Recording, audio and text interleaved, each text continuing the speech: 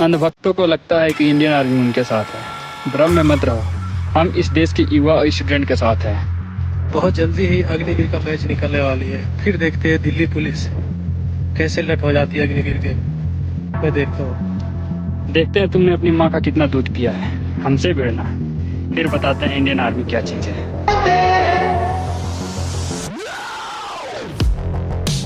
जय हिंद दोस्तों, मेरे चैनल डिफेंस डिस्कशन में आप सभी का स्वागत है। आई होप आप सभी ठीक होंगे। दोस्तों, अग्निवीरों के मुद्दे पर मैं बात करता हूँ, आगे भी करता रहूंगा, लेकिन एक वीडियो सोशल मीडिया पर बहुत ज़्यादा वायरल हो रहा है, तो मुझे लगा कि इस वीडियो पर बात की जाए।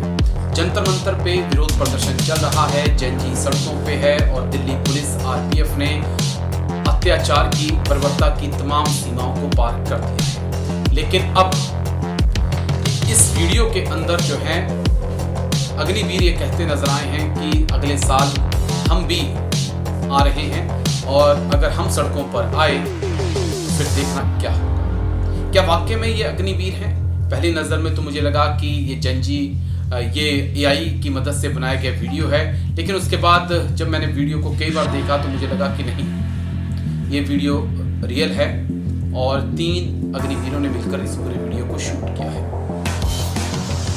देखिए, पहली तो रिक्वेस्ट है अग्निवीर भाइयों से कि आप वर्दी में हैं, आप गवर्नमेंट के एम्प्लॉइज हैं, आप इस प्रकार के वीडियो ना बनाएं। आपको जो आदेश मिलेगा अपने सीनियर से, आपको इसके ऊपर काम करना है, ठीक। और आप इस देश के निर्माण के लिए सेना में हैं, ना कि इस देश के को खराब करने के। जो भी निर्माण हुआ है उसको तोड़ने। रही बात सड़कों पर आने की, तो हम उम्मीद करते हैं कि आपको रोजगार मिलेगा। जब आप आएंगे सीएपीएफ में आपको एडजस्ट किया जाएगा और शांतिपूर्ण तरीके से विरोध करने का अधिकार आपको हमारा संविधान देता है। आप इस प्रकार की बातें ना करें कि हम ये कर देंगे, हम वो कर देंगे, हम दिल्ली पुलिस को देख लेंगे, ठीक।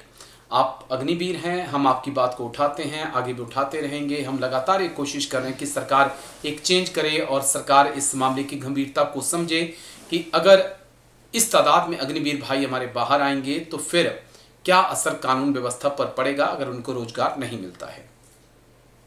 लेकिन अगर आप इस प्रकार के वीडियो जारी करेंगे तो शायद जो प्रयास हमारी तरफ से किए जा रहे हैं वो कम पड़ जाएंगे, ये बात मान के चलिए। लेकिन दूसरी तरफ सरकार को भी ये सोचना होगा कि आप के पास अगले साल से लगभग हर साल 40,000 वो नौजवान आएंगे जिनको हर आधुनिक हथियार चलाना आता होगा, और अगर उनको सही दिशा में नहीं मोड़ा गया, सही दिशा में उन्हें रोजगार नहीं मिले, तो फिर सब आप खुद समझ सकते हैं कि किस प्रकार की चुनौतियां कानून व्यवस्था के सामने खड़ी हो जाएंगी, क्योंकि आपके पास ऐसा यूथ होगा जिसे AK-47, इंसास, LMG, HMG सब कुछ चलाने आता होगा।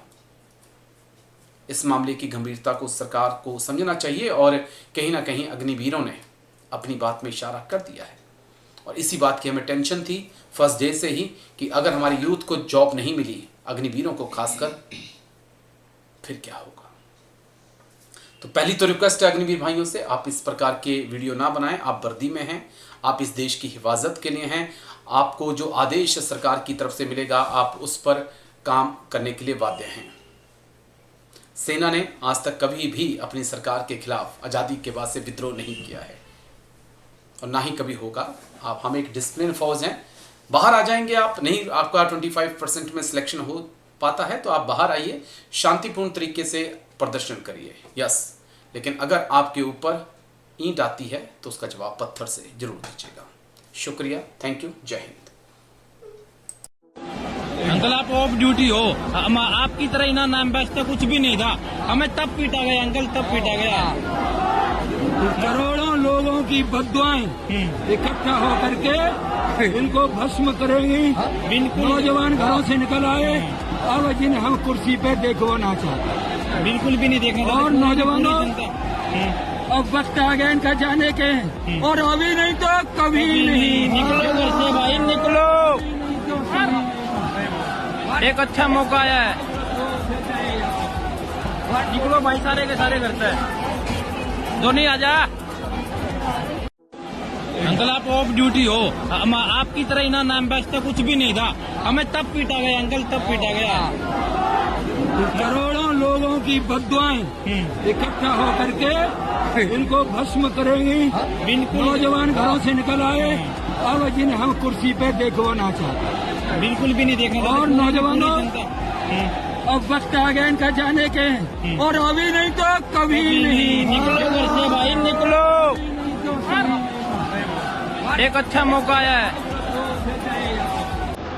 निकलो भाई सारे के सारे घर पे। धोनी आजा। अंधभक्तों को लगता है कि इंडियन आर्मी उनके साथ है। भ्रम में मत रहो, हम इस देश के युवा और स्टूडेंट के साथ हैं।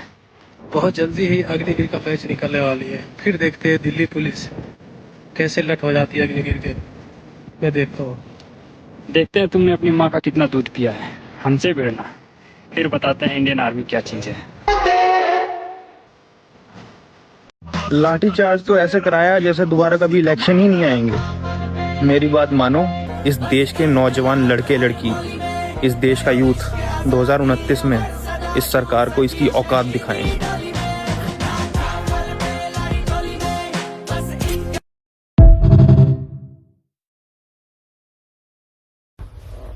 नमस्कार, जय हिंद, जय भारत। आज मैं अपने देश के स्टूडेंट्स के लिए कुछ बात बोलना चाहूँगा।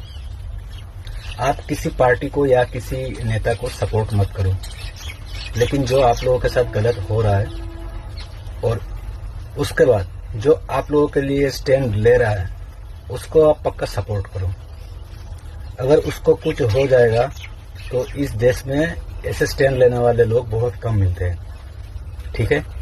तो अपने लिए स्टैंड लो और अपने फ्यूचर के लिए स्टैंड लो, और आने वाले जो स्टूडेंट्स है जिनको इन दिक्कतों का सामना करना पड़ेगा उनके लिए स्टैंड लो।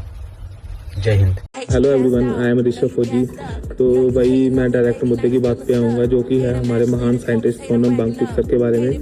तो भाई कुछ बीते हुए दिनों में हाल ही में हमारे जो वांगचुक सर हैं वो दिल्ली जंतर मंतर पर भाई प्रोटेस्ट कर रहे हैं हमारे एजुकेशन सिस्टम के खिलाफ, ठीक है भाई। आपकी जानकारी के लिए मैं बता दूं, उन्होंने हाल ही में इंडियन आर्मी के लिए एक SPMS का निर्माण किया था। अभी कुछ लोग पूछेंगे कि भाई SPMS क्या है, तो भाई आपकी जानकारी के लिए मैं बता दूं, SPMS है सोलर पावर मिलिट्री शेल्टर, ठीक है, जो कि हमारे ग्लेशियर लद्दाख सिक्किम -50 डिग्री में हमारे जवानों को गर्म रखने का काम करता है, ठीक है भाई। वहाँ हीटर ब्लोअर काम नहीं करेगा। एक इंसान भूखा है ताकि भविष्य में कोई भूखा ना रहे। एक इंसान की भूख लाखों बच्चों की उम्मीद बन गई है, ठीक है भाई। मैं आपसे यही कहूँगा कि ऐसे महान साइंटिस्ट की हमारे देश को बहुत ज़रूरत है।